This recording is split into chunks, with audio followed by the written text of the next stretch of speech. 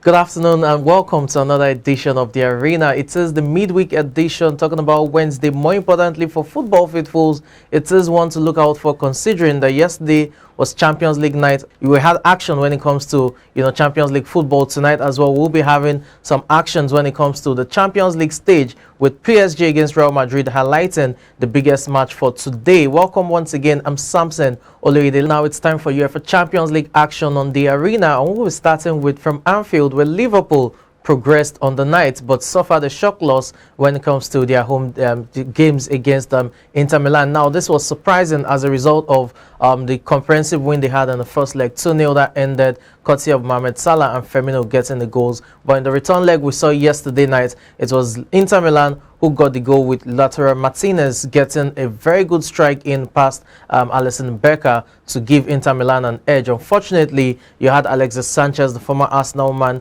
getting himself red carded barely 2 minutes after the goal, and that just compounded the challenge for Inter Milan in terms of equalizing and possibly pushing the tie into extra time. Remember that this year's edition of the UEFA Champions League has no away goal rule, so it could have gone into extra time had Inter Milan gotten a second goal. Unfortunately for them, they couldn't, as Liverpool were able to hold their own. But for Liverpool, it was a match where they played so well, they just couldn't find the back of the net, hitting the woodwork 3 times. Joel Matip hitting the woodwork early on in the game, and Mohamed Salah twice hitting the woodwork, as well as Liverpool suffered a shock loss, and the loss brings an end to their amazing run in the year 2022. This is their first loss of the year. They've been on a winning streak, and you have to give them kudos for that. But over 2 legs, Liverpool were the better team and progressed by 2-1. So Jurgen Klopp's men are still in the hunt for all 4 titles at their disposal. Remember, they've won the Carabao Cup courtesy of that thrilling penalty shootout victory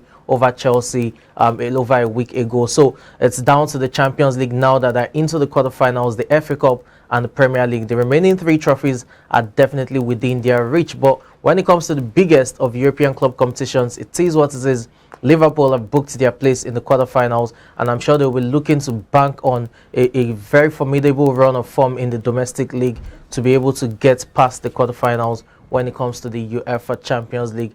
Who are the opponents that they will face when it comes to, or the opponent rather, they will face when it comes to the quarterfinals? It's yet to be seen, but definitely with time we'll find out who that is when the draws are made. It's not only Liverpool who qualified yesterday night, you also had Bayern Munich qualifying for the next round with the quarterfinal stage, and that's courtesy of Robert Lewandowski's hat-trick scored within the first 23 minutes of the game, 2 penalties as well as a tuck-in, and it just gave Bayern Munich a comprehensive win over RB Salzburg, who played so well in the first leg, but in the second leg at the Allianz Arena couldn't just answer to the exploits of Bayern Munich.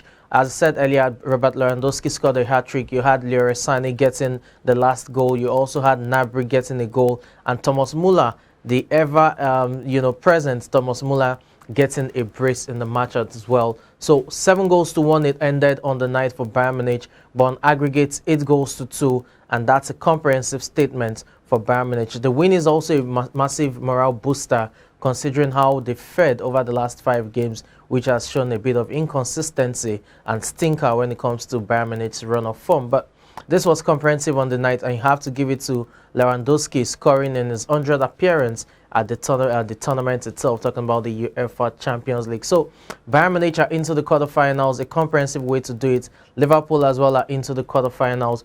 Who joins them? So we have 2 matches taking place tonight, and those 2 will determine who are the next 2 to join Liverpool and Bayern Munich in the quarterfinals. Let's start with the first one, Manchester City against Sporting Lisbon. For so many people, that's probably a dead rubber game, as Manchester City won comprehensively in Lisbon by 5-0. So it means they have a foot in the quarterfinals already, and barring any shocking collapse, Manchester City are definitely into the quarterfinals. But it's Manchester City at the Etihad against Sporting Lisbon. It's difficult to see what Sporting Lisbon can do tonight to turn the tide around. That 5 goals down. More importantly, when it comes to form, it's all about Manchester City going into this tie. No injury worries whatsoever. The likes of Sterling, will play. You have Riyad Mahrez, who has scored 20 goals this season. He's also in fine form and would definitely get a look in not forgetting Kevin De Bruyne, who scored a brace in the Manchester derby just a few days back. He will also be in the mix. A whole lot for City. It's the complete squad at their disposal. Phil Foden also included, and that should just be enough Arsenal for them to get through Sporting Lisbon into the quarterfinals of the UEFA Champions League. For Sporting Lisbon, it's difficult to really see how they can navigate the waters, although you never can tell.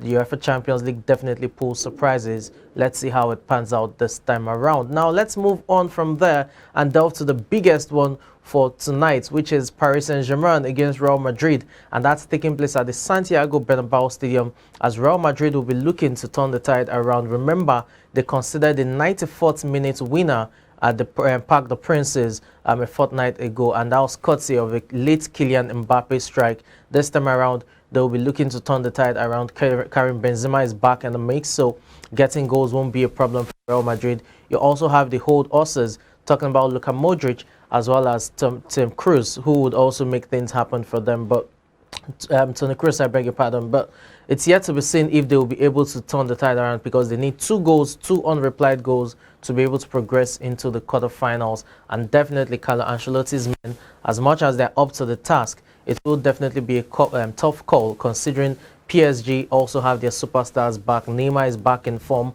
and back playing football. You have Kylian Mbappe, who has been carrying the team for so long. Lionel Messi as well, for all of his struggles in the domestic league, it seems to perform so well when it comes to the UEFA Champions League for PSG. So there's just so much Arsenal when it comes to PSG, and I think that would definitely do for them. But it's yet to be seen who plays in the middle of the park. There's Verratti in the mix. You have undying as well. Depending on how Mauricio Pochettino decides to field his lads, you can always expect some creativity from that middle of the park for PSG. Let's see how it pans out. Remember, it's Real Madrid trailing by a lone goal, and this time around they'll be looking to turn the tide around at the Santiago Bernabeu Stadium. Let's see how that pans out. Now, let's move away from UEFA Champions League and still talk about club football.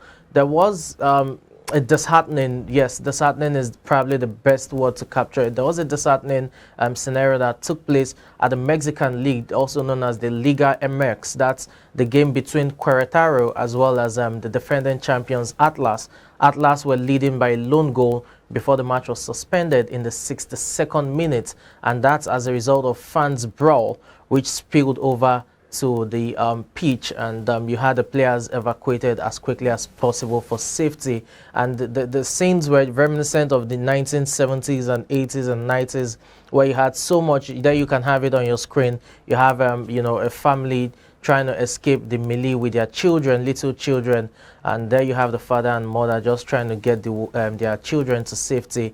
It was really, really terrible, as you had fans of both sides clash in what is the worst fan clash in over 20 years in Mexico. There were use of chairs, iron flags, a whole lot of various equipment or tools you wouldn't even expect to find its way into the stadium in the first place. There you have on the screen a chair being used on another player. The incident resulted in 26 fans being injured, and 3 of them were critically injured. But the latest now is that the Mexican League have decided to ban Querétaro for their actions, and that's coming as a result of the Mexican soccer authorities having ordered that Querétaro play their home games in an empty stadium for a year. They've also banned the fans from attending away matches for the next 3 years. Aside that, there's also a fine, I beg your pardon, that has been imposed on the club, 1.5 million pesos, which is an equivalent of $70,000. That has also been slammed on the club. More importantly, which is probably fundamental, is the fact that 4 members of the Querétaro's management team have also been suspended, and the owners of the club will have to sell the club to its former owner, talking about the man who now controls the Tijuana club, and it's just messed up really right about now. And I like the fact that the Mexican authorities are really hammering on Querétaro to ensure that such a melee never happens again, because the sights we saw about 4 days ago was nothing to write home about when it comes to football. That's in the dark ages of the 70s and 80s. Football should be a unifying game or sport that brings various fans, rival fans, to the stadium just to enjoy the beauty of the game, rather than have people hospitalized or even, in critical conditions as we have right now. So, Querétaro suffering the hammer there from the Mexican soccer authorities, and you have to give them kudos. Hopefully this curbs the menace of fans' violence. Although there are also reports that there's the possibility that it was just a local drug gang that clashed with a fellow one, and they've been linked to a certain Giasco drug cartel, but that has not been confirmed yet. But let's just take it as it's the fans who clashed, and we hope that that doesn't repeat itself. At the time of the suspension of the game, you had Atlas, the defending champions of the Mexican League, leading by a lone goal prior to the suspension of that game.